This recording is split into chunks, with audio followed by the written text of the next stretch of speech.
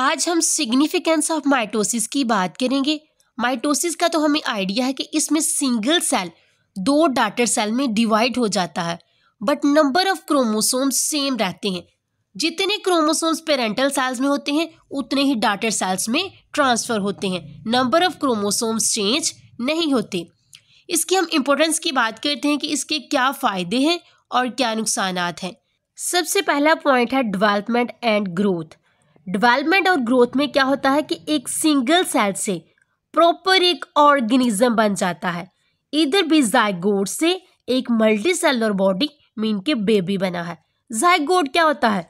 जब parental sales आपस में मिलती हैं तो जाइगोट बनता है। मदर से एग और फादर से जब स्पर्म सेल आपस में मिलते हैं तो एक जाइगोट बन जाता है और जाइगोट से फिर एक बेबी बन जाता है।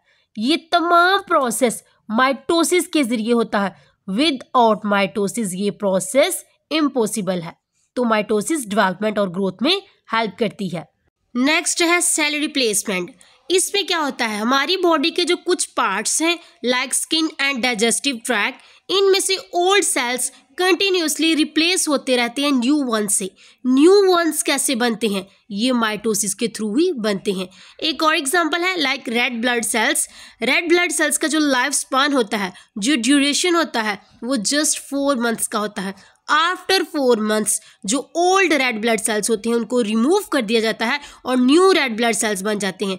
न्यू रेड ब्लड सेल्स भी माइटोसिस के थ्रू बनते हैं। नेक्स्ट है रीजनरेशन। कुछ ऑर्गेनिजम्स ऐसे हैं जो अपने बॉडी पार्ट्स को दोबारा बना लेते हैं, मींस के रीजनरेट कर लेते हैं। फॉर एग्जांपल सी स्टार का अगर कोई आर्म लॉस्ट हो जाए, मींस के कट हो जाए, तो वो माइटोसिस के प्रोसेस के थ्रू दोबारा रीजनरेट कर लेती है। Next asexual reproduction. इसमें ऑर्गेनिजम्स जेनेटिकली आइडेंटिकल ऑफस्प्रिंग्स को प्रोड्यूस करते हैं। मींस के ऑर्गेनिजम्स ऐसी जनरेशन को प्रोड्यूस करते हैं जिनका जेनेटिक मेकअप सेम होता है। For example hydra. हाइड्रा में माइटोसिस के थ्रू बड प्रोड्यूस होता है। बड में कंटिन्यूसली माइटोसिस होती रहती है और न्यू हाइड्रा बन जाता है। मींस के जेनेटिकली आइडेंटिकल ऑफस्प्रिंग पैदा हो गया। इधर वेजिटेटिव प्रोपोगेशन हुई है। जैसा पेरेंटल प्लांट है वैसा ही नेक्स्ट सेम, जिसका जेनेटिक मेकअप भी सेम है, वैसा ही नेक्स्ट प्लांट प्रोड्यूस हुआ है। ये तमाम जो है वो माइटोसिस के प्रोसेस के थ्रू ही पॉसिबल है। Errors in mitosis. माइटोसिस के बेनिफिट्स तो हमने पढ़ लिए कि ये डेवलपमेंट एंड ग्रोथ में हेल्प आउट करती है, सेल रिप्लेसमेंट में हेल्प आउट करती है, रीजनरेशन माइटोसिस की वजह से होती है और एसेक्सुअल रिप्रोडक्शन भी माइटोसिस की वजह से होती है। बट अगर माइटोसिस में एरर आ जाए तो कैंसर भी हो सकता है। इसके नुकसानात भी हैं क्योंकि हर सेल्स के पास जीन्स मौजूद होते हैं जो माइटोसिस को कंट्रोल करते हैं। बट अगर इन जीन्स में म्यूटेशन हो जाए तो सेल कंटिन्यूसली डिवाइड करते रहते हैं, सेल डिवीजन नहीं रुकती, तो अब नॉर्मल सेल्स बनना स्टार्ट हो जाते हैं जिन्हें हम ट्यूमर्स भी कहते हैं। अगर ट्यूमर्स अपनी ओरिजिनल लोकेशन पे रहें, जहां बने हैं वहीं पे रहें, तो इनको हम बुनाइन ट्यूमर्स कहते हैं।